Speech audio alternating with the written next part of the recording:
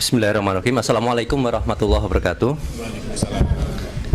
Alhamdulillah, alhamdulillahi nahmadu wa nasta'inuh wa na'udzu billahi min syururi anfusina wa min sayyiati a'malina. Yang terhormat Bapak Kepala Perpustakaan Nasional, Bapak Sestama, Bapak Ibu Deputi dan Bapak Ibu semuanya. Perkenalkan, saya Ismail Fahmi.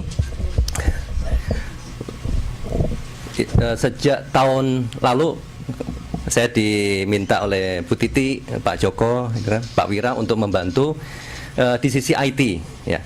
Dan benar tadi Pak Kepala Perpustakaan Nasional bilang jangan sampai selalu tergantung sama Ismail ini atau konsultan.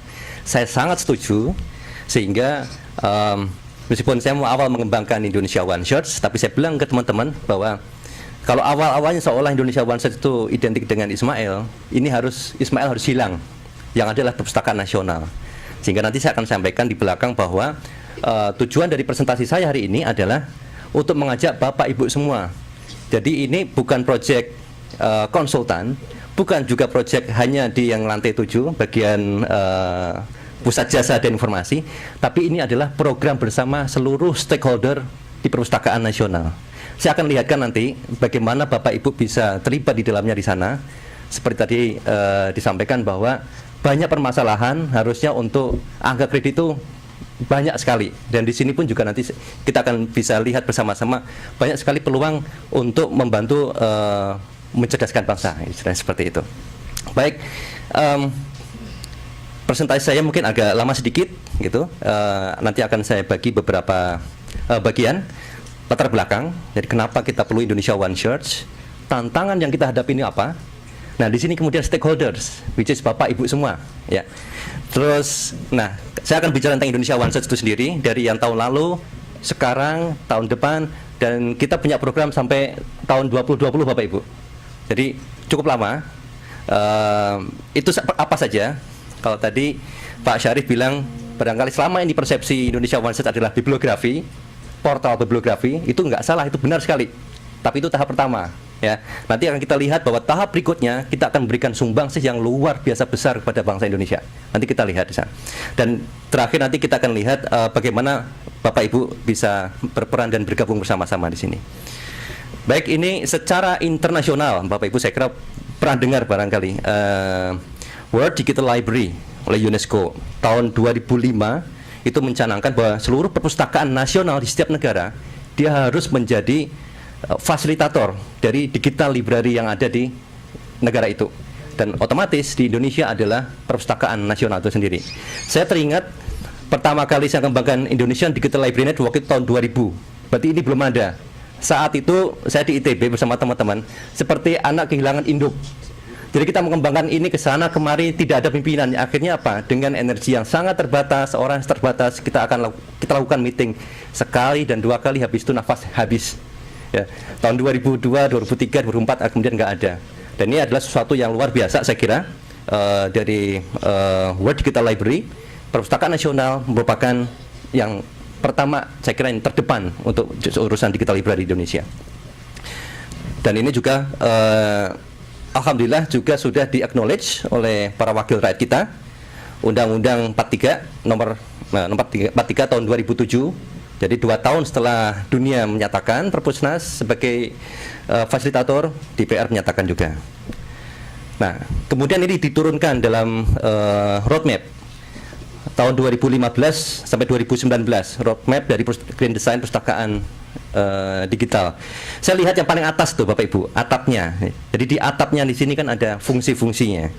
Jadi ada 5 fungsi perpustakaan nasional nanti terkait dengan digital library. Nah, sekarang kita lihat, kalau ada amanah itu mesti ada lingkupnya kan. Yang menjadi lingkup, yang menjadi ibaratnya apa? Ladang amal lah ibaratnya di situ, itu siapa saja. Saya dapat data ini yang terakhir, Pak Joko ya. Ada 66.000 perpustakaan.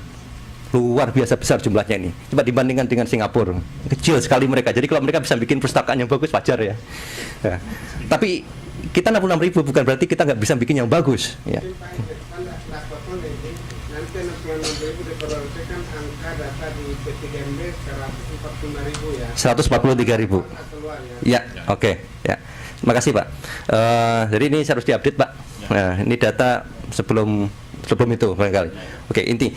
Sekarang kalau kita lihat persentase, saya kira persentasenya juga mirip dengan itu, bahwa sebagian besar itu sekolah, perpustakaan sekolah, kemudian perpustakaan umum, terus perpustakaan khusus, baru terakhir perpustakaan perguruan tinggi. Dan kalau kita bicara digital library, biasanya paling banyak aktif itu apa? Perpustakaan perguruan tinggi yang mereka sudah siap. Padahal di sini kita banyak sekali kita perpustakaan sekolah. Artinya ini kita punya PR. Bagaimana perpustakaan nasional yang cuma satu ini dengan anggaran yang terbatas, kita bisa mencapai mereka semua itu, Bapak Ibu. Oke, ini menjadi misi kita. Kita punya fungsi pembinaan, fungsi deposit, penelitian, pelestarian, dan pusat jejaring terhadap 66.000 atau 100 lebih perpustakaan itu di Indonesia. Jadi bukan hanya sedikit perpustakaan ya, bukan hanya perpustakaan umum saja, perpustakaan khusus, tapi semua perpustakaan. Nah, kita punya banyak tantangan, Bapak Ibu. Tantangan pertama ini, kalau kita lihat nih, di perpustakaan nasional saja, ketika kita bicara tentang digital library ya, kita punya banyak resource. Ada e-resource, ada homepage-nya perpustakaan nasional, ada macam-macam di bawahnya kan, ada OPEC, ada KIN, ada BNI dan seterusnya. Itu baru satu. Jadi kalau kita mau mencari informasi di satu tempat perpustakaan nasional aja, banyak situs yang harus kita consider di situ. Kemudian kita pindah ke UI. Di UI di sana juga banyak sekali, bukan hanya satu. Mereka punya untuk tesis, disertasi, untuk jurnalnya sendiri. Jadi kalau mahasiswa mau datang ke sana, mau nyarinya kemana nih? Ya, mereka harus tahu ini.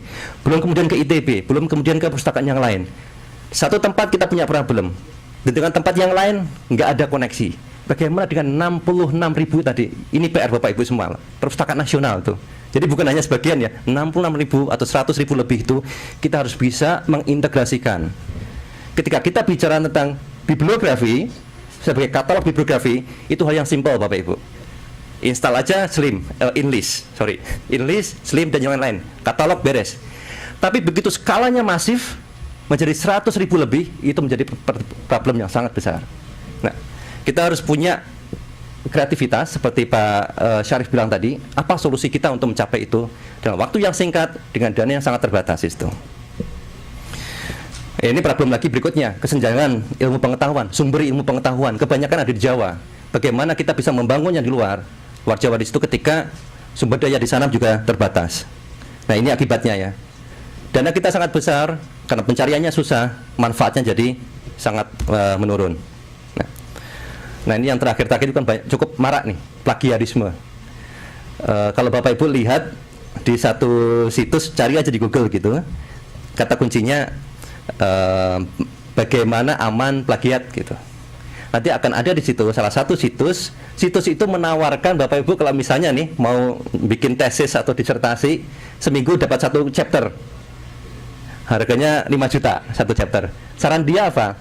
Kita disuruh nyari di perpustakaan, di mana di perpustakaan itu ada tesis disertasi, tidak online. Kalau masuk itu harus daftar tertulis, jadi tidak semua orang bisa masuk. Artinya apa? Nyarinya tuh susah minta ampun. So, silahkan difotokopi, kemudian datang ke si agen tadi. Bahan itu dijamin Bapak Ibu aman dari plagiat, karena tidak mudah orang untuk mengetahuinya. Jadi sekarang ini ketika ada perpustakaan dia mengkeep supaya itu nggak diplagiat, malah itu akan mudah diplagiat. Ini kita ada discuss dengan Pak Joko dan tim itu. Bagaimana ke depannya, kan ada akreditasi ya, perpustakaan. Setelah kita kasih announcement bahwa semua harus membuka, harus open, kan ada undang-undangnya juga. Kalau mereka tidak open, tidak akan dapat status A, maksimal B++ lah. Kalau mereka tidak bergabung ke Indonesia One Shot misalnya, kalau mereka tidak mengopenkan gitu. Bagaimana bisa dapat A atau A+ ketika mereka nggak mau share? Saya kira itu wajar sekali Pak Joko ya. Nah, dan untuk itu kita akan siapkan mereka. Kalau mereka alasannya adalah takut diplagiat, Indonesia One Shot ini akan menjadi solusi ke depannya, karena kita akan combat melawan itu. Ya, kita akan membantu mahasiswa, dosen, universitas supaya apa? Mereka bisa mencegah plagiat. Mereka dengan mudah cepat tahu sebelum dipublish bahwa itu ada plagiat. Tentunya ini kita batasi dengan yang bahasa Indonesia ya. Kalau di bahasa Inggris sudah banyak di sana. Oke, dari itu semua kalau kita punya problem, akibatnya ini. Inovasi kita turun, nyarinya susah, resource-nya mahal tapi nggak gampang dicari. Saya mau riset tentang e-library misalnya gitu. Sekarang nyari di UI, mohon maaf agak susah karena kan nggak di open di sana. Di ITB saya ke sana servernya lagi down semacam itu. Di tempat yang lain. Jadi akibatnya apa? Tidak mudah. Sekarang secara tadi Pak Lasmo sudah cerita menggunakan mobile device ini orang sudah sangat mudah mencari. Jadi kalau seandainya nyari aja sudah susah, orang akan lewat itu. Kemudian datang ke perpustakaan UI misalnya gitu atau ITB menggunakan ini atau perpustakaan nasional menggunakan device, nggak ketemu ya udah lewat dia cari tempat yang lain. Sekarang udah zamannya jangan sangat cepat. Kalau kita tidak memberikan servis yang cepat, ditinggalkan gitu. Oke, sekarang ini pertanyaannya, kita punya amanah, kita punya misi bagaimana perpustakaan nasional menjalankan itu semua ya. Ini Bapak Ibu, saya lihat kita harus bersama-sama, ini kolaborasi bersama-sama, ini pekerjaan bersama. Ya, kalau kita lihat dari struktur di sini, hampir semua ini kita butuhkan keterlibatannya. Ya, mulai dari Inspektorat, Sekretaris Utama, Biro Umum, Biro Hukum, Deputi 1 dan semua pusat di bawahnya, Deputi 2 dan pusat di bawahnya di situ ada keterikatan. Ya. Oke, nah ini One Perpusnas for all libraries. Ya, kita harapkan seperti ini. Ya, ini moto kita ibaratnya gitu ya. Satu perpustakaan nasional bukan hanya untuk sebagian perpustakaan, tapi untuk seluruh perpustakaan di Indonesia. Oke, are we ready? Oke ya, kita siap ya. Nah ini Bapak Ibu, saya ada 2 slide sedikit tentang pengguna. Tadi Pak Lasmo udah cerita tentang lebih banyak lah tentang pengguna mobile ya di internet. Saya hanya pertunjukkan di sini adalah trennya aja. Ini data agak lama, tahun 2014, 2016 harusnya grafiknya udah naik. Tapi intinya apa di sini? Pengguna internet itu makin tinggi. Kalau kita tidak masuk di sana, kalau Perpusnas tidak menggunakan internet ini sebagai strategi untuk menjalankan misinya tadi, akan ketinggalan. Ibaratnya gitu. Bapak Ibu pernah dengar kemarin ini Yahoo ya? Yahoo dijual dengan sangat murah, padahal sebelumnya itu mahal sekali. Kenapa? Dia terlambat berinovasi atau dia tidak mau berinovasi di situ. Dia kalah dengan Facebook dan seterusnya. Harusnya Facebook itu dilarikan oleh Yahoo, tapi Yahoo tidak berpikir seperti itu. Ya. Perpusnas, nah jangan sampai kita belajar dari situ, ya. Nah ini adalah sebarannya. Oke, kebanyakan itu di Pulau Jawa, paling tidak di luar Jawa pun itu ada mereka. Kita bisa mencapai ke sana. Di Papua ada 5,9 juta, itu lumayan toh, itu 2 tahun yang lalu, sekarang udah meningkat. Jadi kalau mau menggapai mereka menggunakan internet solusinya, bukan membangun fisik, kita nggak punya dananya misalkan. Mengirim buku banyak agak susah di sana, tapi internet menjadi solusi. Nah ini salah satu yang bisa kita lakukan, 60.000 atau 100.000 lebih. Bagaimana kita bisa menggabungkan itu semua? Bagaimana kita bisa memanfaatkan resource itu? Ya.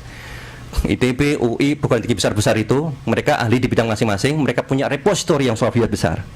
Tapi pertanyaannya, siapa yang bisa membantu supaya repositori itu, ya tadi kan Bapak Ibu lihat ya, kesenjangan, itu ada di Jawa itu. Gimana itu bisa tersebar luas keluar Jawa, seluruh Indonesia? Siapa yang bisa melakukan itu? Itulah Perpusnas, fungsi kita di sini. Ya. Dengan kita start dari bibliografi, tapi bibliografi bukan hanya satu, bukan hanya perpustakaan nasional aja punya, tapi bibliografi seluruh perpustakaan di Indonesia.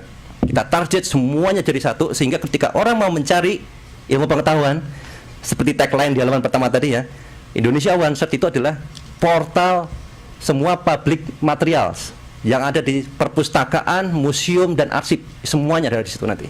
Ya. Nah, hanya dengan inilah saya kira ini kita bisa menggapai itu dengan sangat cepat dan luas. Ya. Berikutnya setelah kita bisa mengharvest, mencantumkan semua bibliografi dan full text, Perpustakaan Nasional punya sumber daya pengetahuan yang luar biasa besar, paling lengkap di Indonesia. Di lantai 7 dan nanti mungkin juga akan ditambahkan Pak ya di Merdeka Selatan. Saya udah bilang kita perlu server yang banyak Bapak Ibu. Untuk apa? Full text itu nanti kita download semua. Full text yang ada di publik, secara publik, digital library di semua universitas itu kita download, kita sediain satu tempat. Jadi misalnya ketika server down, user masih bisa mengakses dari tempat kita. Jadi bukan hanya itu saja fungsinya. Nanti saya akan perlihatkan untuk kenapa kita harus mendownload sampai full textnya di situ. Nah ini Bapak Ibu, ini roadmap kita dari tahun lalu sampai tahun 2020. Indonesia OneSearch sebagai bibliografi portal bibliografi, benar, itu adalah tahun 2015 hingga sekarang. Kita start dari yang sangat simpel dulu, kumpulkan dulu semua bibliografi. Mulai tahun ini kita berevolusi. Setelah punya bibliografi, ternyata kita lihat banyak di dalam link bibliografi itu, khususnya yang jurnal Bapak Ibu ya, yang dan digital library. Saya lihat misalnya dari UGM, dari UNS, mereka full text, tesis, disertasi, laporan penelitian di open. Ada yang sampai halaman cover to cover, ada juga yang hanya sampai abstrak, nggak masalah. Tapi full text Bapak Ibu dalam bentuk PDF. Ya. Nah, itu yang kemudian nanti kan kita ambil di tahun ini kita akan lakukan text analysis. Kebetulan bidang saya waktu PhD saya ngambil text analysis, natural language processing. Motonya Bapak Ibu nih ya, siapa yang bisa berdiri mengumpulkan teks tak terstruktur, ya. Teks tak terstruktur itu seperti buku yang tadi yang full text itu tak terstruktur karena tidak dalam bentuk database. Yang terstruktur itu misalnya ada nama, jabatan, alamat dalam bentuk tabel, itu terstruktur.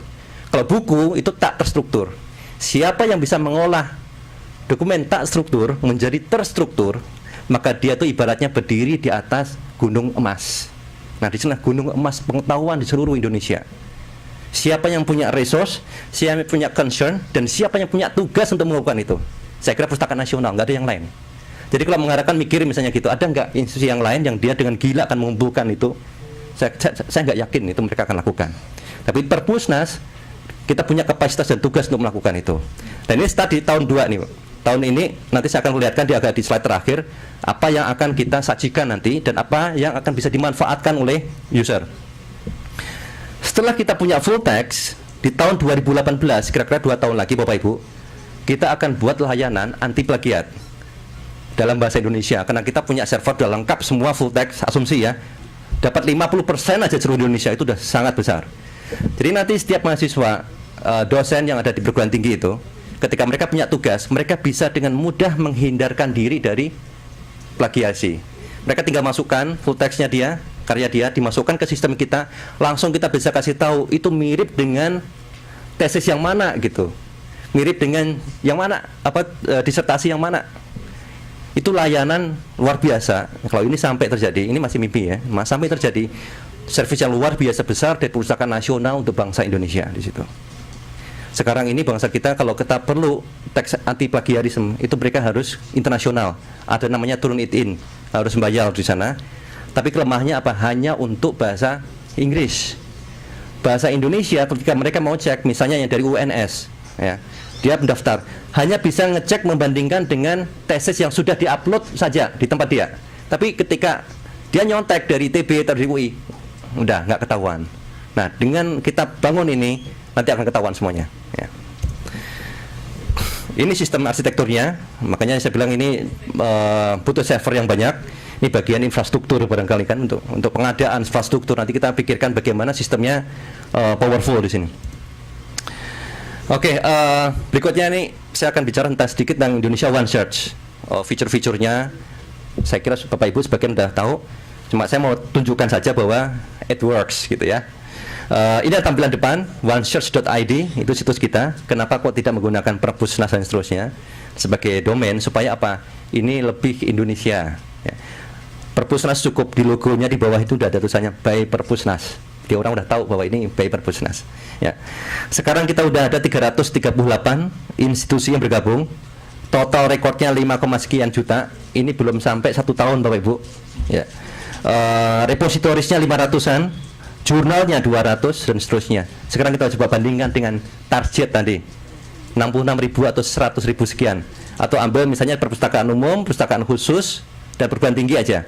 Harusnya kita bisa mencapai berapa itu? 3.000 lah institusi. Ini baru 10% ya, 1% ya, 1%. Kerja masih besar ya, kerjaan kita masih besar. Tapi saya appreciate dengan tim Indonesia One Search. Meskipun awal kita belum sampai 1 tahun, kita bisa mencapai ini. Nah, sekarang kita bandingkan Bapak Ibu ya dengan portal katalog dan jurnal yang ada di Indonesia. Kenapa yang kita bangun itu unik, harus dibangun dan harus ada ini. Pertama kita mulai dengan KIN. Ini sejak awal kita udah punya katalog Indo nasional. Khusus, benar ini dibutuhkan namanya katalog itu. Supaya kita punya list seluruh bibliografi yang lengkap di Indonesia. Ini rujukan paling lengkap ya. Ada 50 lebih katalog buku di sana. Kemudian yang paling lama itu adalah Garuda Dikti. Dikti sempat rest in peace, mati. Ya, tapi beberapa bulan yang lalu Bu Titi, Pak Joko diundang ke Kominfo melakukan focus group discussion yang mereka mau menghidupkan lagi, diganti dengan namanya Arjuna. Setelah Garuda menjadi Arjuna. Ya. Repository itu. Tapi itu khusus untuk jurnal yang nanti akan terakreditasi. Jurnal sedikit masih ya. Tesis, disertasi, laporan penelitian nggak masuk mereka. Apalagi museum, apalagi arsip, nggak akan kepikiran. Nah, LIPI yang paling lama ada namanya ISJD, Indonesian Scientific Journal Database. Masih jurnal saja. Ya. IP ini yang paling lengkap, Indonesian Publication Index. Ini oleh Universitas Ahmad Dahlan di Yogyakarta. Awalnya sih dari Garuda, tapi Garuda mati. Mereka kecewa kayak gitu kan. Kita bikin sendirilah. Jadi namanya masih ada Garudanya. Portal Garuda ini namanya, tapi masih khusus jurnal saja. Nah, yang paling lengkap seluruh pengetahuan, seluruh format itu mana? Indonesia OneSearch, Perpusnas tuh yang punya. Jadi di sini Bapak Ibu, kita start dari katalog, tapi seluruh katalog, bukan hanya jurnal saja, bukan hanya buku, seluruhnya. Ya, buat seluruh format saja, tapi seluruh perpustakaan di Indonesia. Nah, ini kita punya banyak feature yang nanti akan memberikan manfaat sangat besar pada pengguna dan juga bagi pustakawan dari perpustakaan ya. Ini kita perlu namanya sosialisasi. Kita perlu menginformasikan kepada mereka. Kita punya knowledge dari seluruh full text itu ada di kita. Nanti kita analisis, itu pasti ada namanya insight. Insight inilah yang harus kita bagikan. Artinya apa? Akan ada namanya riset Bapak Ibu. Di sini akan ada namanya riset. Riset untuk menghasilkan knowledge map, research map, knowledge mapping di Indonesia. Terus kemudian kita bagikan lagi ke institusi itu. Mereka bisa melakukan perencanaan, melakukan riset itu baiknya di bidang apa dan seterusnya. Buku-buku yang mana yang harus diadakan, itu bisa jadi masukan buat mereka. Ya. Nah, ini 338 lebih institusi yang sudah bergabung sampai saat ini. Kita lagi genjot terus supaya jumlahnya meningkat. Koleksi juga. Ini kebanyakan buku Bapak Ibu. Kebanyakan buku. Kemudian di sini bisa lihat, ini ada PDF dan teks. Artinya apa? Full text. 1 juta lebih full text. Jadi kalau kita mau mencari misalnya digital library udah dapat ratusan mungkin ribuan. Membaca udah pusing di sana kan, dapat full textnya. Ada video juga ada. Makanya di sini kita ingin jadi bibliografi tapi sangat lengkap. Ya, kemudian full text, video dan seterusnya nanti akan kita olah. Ini manfaatnya sekarang sangat jelas. Cari buku gampang, lintas perpustakaan. Dapat full text juga gampang, lintas perpustakaan juga. Karena fitur yang kita sediakan itu sangat bagus. Kalau Bapak Ibu share itu cepat sekali dapatnya dan kaya informasinya. Jadi produktivitas diharapkan meningkat. Dalam waktu yang singkat, pengguna itu bisa dapat informasi yang cukup besar, insight yang cukup besar. Habis itu apa? Produktivitas. Ya. Dan kemudian juga plagiarisme. Dia bisa menghindari karena ada kemiripan yang semua orang kan tahu lah bahwa itu mirip. Ya. Ini bisa auto suggestion sehingga kalau orang yang nggak tahu kata kuncinya apa, sistem akan ngasih. Ya. Ini fitur-fitur yang powerful itu nanti bisa dicoba. Misalnya kalau kita nyari preservasi digital, kita tahu itu topik-topik yang sekarang ada itu apa saja. Terus institusi yang punya koleksi tentang preservasi digital apa saja. Ya. Ya. Oke, kayaknya pas Pak. 9 menit lagi. Ya. Kita bisa kelompokkan nanti filter. Kita ingin hanya institusi tertentu saja. Misalnya dari UI, bisa dapat khusus dari UI. Kemudian di UI itu misalnya ada tugas akhir aja nanti yang akan muncul di situ. Semua di satu pintu gerbang. Ya. Ini topik-topiknya. Nah, di sini ketika kita menemukan satu artikel, kita bisa dapat link ke full text-nya, bisa di-download. Terus kemudian juga lihat artikel yang lain yang mirip sehingga dia bisa menghindarkan. Dia bisa klik untuk memperkaya kalau seandainya dia ingin dapat bahan atau bisa menghindari plagiarisme di situ. Nah, ini fitur yang terakhir kita punya. Namanya deduplication. Ini Bapak Ibu lihat ya. Kalau di OneSearch sekarang kita sudah punya 300 itu, masukkan aja kata kunci Laskar Pelangi. Ya, sangat mungkin hampir semua perpustakaan punya judul buku ini kan. Akibatnya apa? Kita punya 100 saja. Dari judul pencarian, halaman pertama isinya Laskar Pelangi, halaman kedua Laskar Pelangi, halaman ketiga di OneSearch itu Laskar Pelangi. Jadi banyak duplikat rekod, tetapi kita harus muncul semuanya di situ. Nah, tahun ini udah kita kembangkan. Sebelum duplikat, ini contohnya ada sebuah judul yang sama, ya. Itu muncul di 3 perpustakaan yang berbeda. Ini nama perpustakaannya main-main saya, ya. Ini di bagian eksperimen, ya. Universitas Syah Kuala Palembang, ya, nggak mungkin di sana ya. Sama di Medan gitu. Nah, adanya di Aceh. Nah, setelah kita lakukan deduplikasi, yang muncul cuma satu. Ya, muncul cuma satu judul, terus kemudian di sini kita kasih tahu ada sumber yang lain. Ini hanya ID yang saya tampilkan. Nanti akan muncul sumber lain bisa ditemukan di universitas A, B, C dan seterusnya. Sehingga apa? Ini disebut dengan proses deduplication. Jadi nanti kalau di KIN pun, di KIN saya kira kalau KIN itu kombinasi dari banyak katalog, pasti juga akan ada katalog yang duplikat-duplikat. Kita bisa lakukan deduplikasi. Di Indonesia OneSearch kita akan punya itu tahun ini. Nah, berikutnya juga kita bisa gabungkan Indonesia OneSearch dengan e-resource, jadi user langsung mudah mencari mencari tertentu, langsung ketemu bahannya di e-resource. Cuma ini terakhir jadi bahan ini ya, protes ya. Di depan diskusi ya. Kenapa kalau lewat Indonesia OneSearch tidak perlu login lagi? Tapi jangan khawatir, itu hanya awal. Berikutnya akan kita lakukan tahun ini semua user harus login, Bapak Ibu. Jadi diharapkan dengan begini jumlah yang daftar untuk dapat e-resource akan meningkat sangat besar, ya, karena mereka nggak bisa lagi tanpa login. Oke. Nah, ini yang saya bilang tadi, feature yang baru. Mulai tahun ini kita download itu full text, kemudian kita lakukan text analysis. Text analysis itu seperti ini gampangannya. Kita punya teks yang tak terstruktur. Di situ ada dalam bentuk dokumen, Twitter, artikel dan seterusnya di sini. Teks lah intinya. Terus kita lakukan meaning extraction. Jadi kita ekstrak itu nama orang, nama aktivitas dan seterusnya, nama konsep, nama obat, nama penyakit itu kalau terkait dengan domain kesehatan misalnya di situ. Kemudian kita punya struktur tertentu sehingga data yang tak terstruktur itu menjadi terstruktur. Dari hasil struktur itulah kemudian kita bisa dapatkan analisis yang menarik. Nah, ini contohnya ya. Kenapa kita lakukan ini? Resource-nya itu nanti akan luar biasa besar. Mahasiswa itu sudah nyari, itu dapat hasil yang sangat besar. Mereka nggak ada waktu lagi untuk baca, Ibu. Ya, kita harus bantu mereka untuk sangat cepat mendapatkan insight. Ini alasannya. Ya, ini teknologinya, saya skip. Nah, ini contohnya. Kalau di bahasa Indonesia kita tahu adanya SPO ya, subjek, predikat, objek. Ini struktur, contoh struktur. Dari kalimat itu kita bisa dapat struktur subjeknya siapa pelakunya. Jadi yang sebelah kiri ini adalah pelaku, subjeknya. Kalau kita klik, saya akan dapat daftar predikat. Ini aktivitas. Kalau saya klik lagi sebuah aktivitas, saya dapat objeknya, SPO. Jadi terstruktur.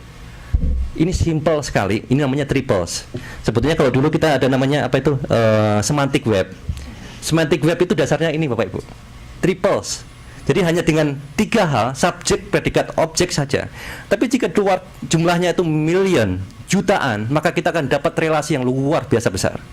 Kita dapat subjek yang paling penting. Contohnya di sini saya tampilkan 10 atau 20 subjek yang paling penting yang ditemukan. Ini contohnya di sebuah tesis mahasiswa dari Undip.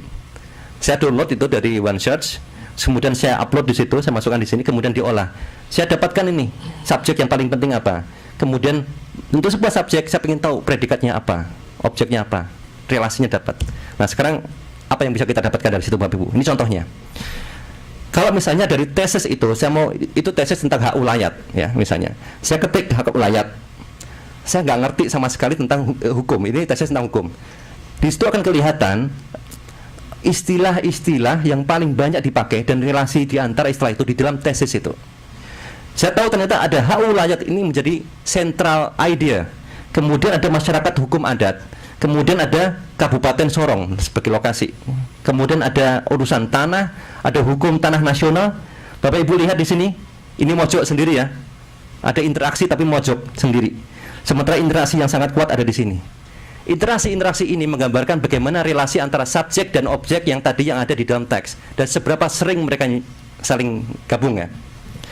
Ini baru di bidang hukum. Sekarang kalau seandainya artikel ini tentang terorisme misalnya gitu, akan ketemu siapa pelaku-pelaku terorisme itu dengan mereka, dengan yang lain. Apa yang dilakukan polisi? Yang dilakukan polisi artinya kan aktivitas ya, predikat itu. Yang dilakukan polisi itu apa nanti?